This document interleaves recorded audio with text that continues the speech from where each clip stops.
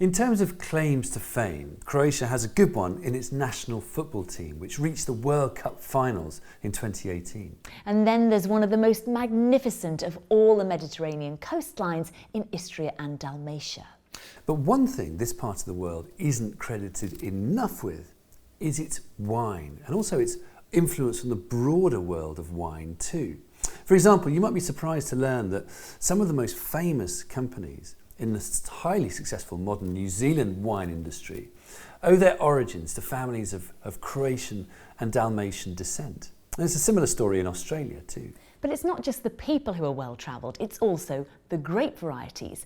The Zinfandel grape, for example, is a famous speciality of Californian wine, but for a long time its origins were shrouded in mystery.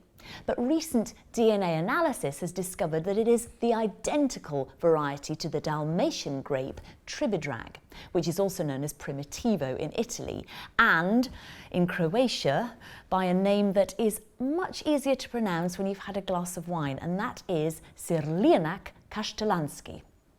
But beyond all that, the wines you find today in Croatia also deserve to be better known.